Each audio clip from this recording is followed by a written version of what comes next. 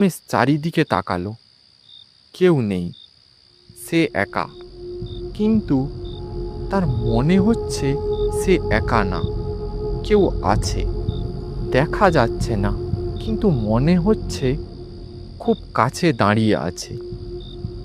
তার লাইটটা হঠাৎ দপদপ করতে লাগলো। আলো কমে আসছে। সে ব্যাগ থেকে আরেকটা লাইট বের করতে গেল।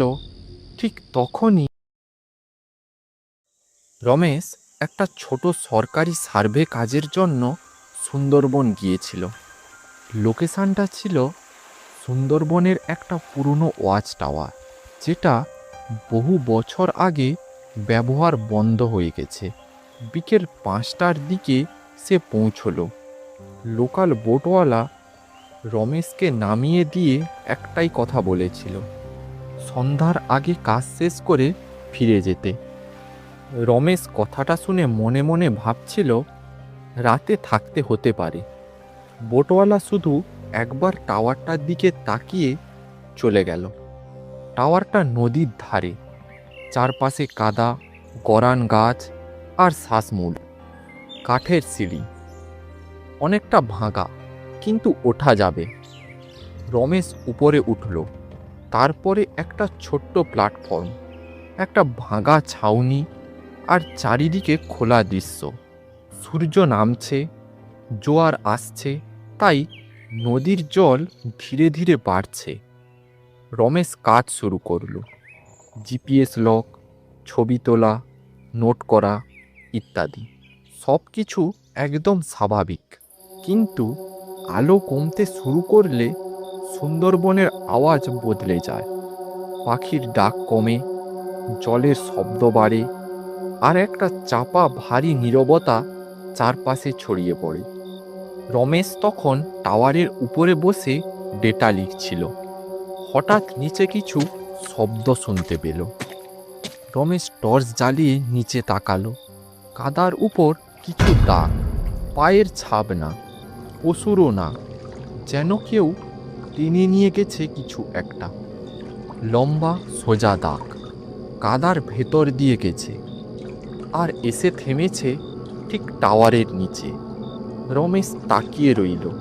হয়তো কুমির কিছু টেনে নিয়ে গেছে। রাত 10টার দিকে রমেশ খাবার খেয়ে নেয়। মোবাইলে নেটওয়ার্ক নেই, চারিদিকে অন্ধকার। শুধু টাওয়ারের ওপর রমেশ, আর সঙ্গে ছোট্ট একটা লাইট।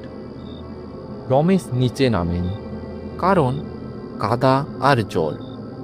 তারপর রাতে সুন্দরবনে নিচে নামা বোকামি। রাত 11টার পর একটা শব্দ শুনতে পায়, যেন কেউ ভেজা কাদার ওপর হাঁটছে। সে টর্চ নিয়ে তাকালো। কিছুই নেই, শুধু জল আর কাদা। শব্দটা থেমে যেতে রমেশ এসে বসে পড়ল। কিছুক্ষণ পর আবার শব্দটা শোনা গেল, এইবার একটু কাছ থেকে। সে টর্চ জ্বালালো। এইবারও কিছু নেই, কিন্তু একটা জিনিস খেয়াল করলো। আগে যে দাগটা ছিল সেটা একটু এগিয়েছে। এখন সেটা সিঁড়ির কাছে। সে প্রথমে একটু ভয় পেলেও তারপরে ভাবল, সুন্দরবনে এমন ঘটনা সাধারণ ব্যাপার। ভয় পেলে চলবে না, হয়তো কোনো প্রাণী হবে। কিন্তু রমেশ একটু অবাক হয়, কারণ কোনো প্রাণীর পায়ের ছাপ নেই, শুধু সেই টেনে নিয়ে যাওয়া দাগ। রাত 12টার দিকে জোয়ার পুরো উঠে গেছে। টাওয়ারের নিচে তখন জল। রমেশ টর্চ জ্বালিয়ে দেখল, জলের ওপর ছোট্ট ছোট্ট ঢেউ তৈরি হচ্ছে, যেন কিছু একটা জলের ভেতর নড়ছে, কিন্তু ভালোভাবে দেখা যাচ্ছে না। ঠিক তখনই টাওয়ারের সিঁড়িতে শব্দ।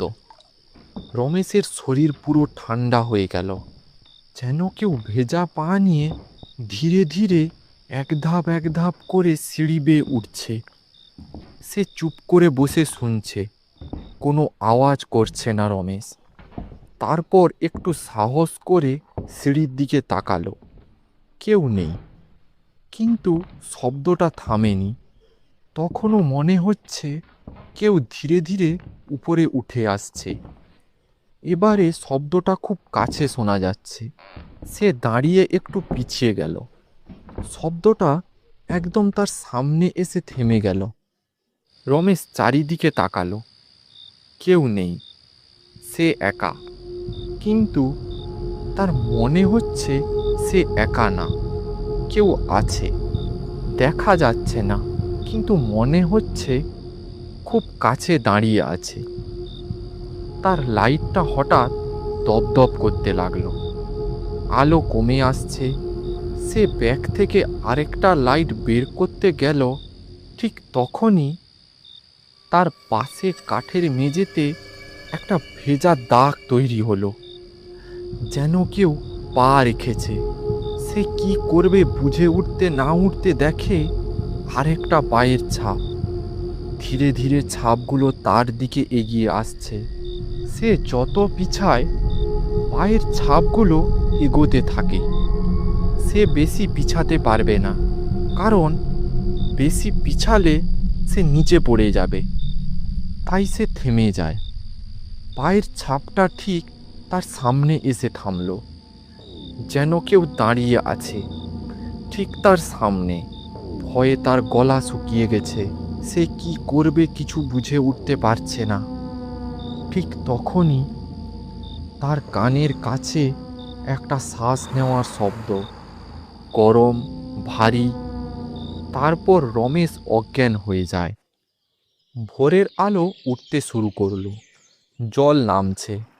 রমেশ ধীরে ধীরে চোখ খুলল। বোটওয়ালা তার সামনে দাঁড়িয়ে।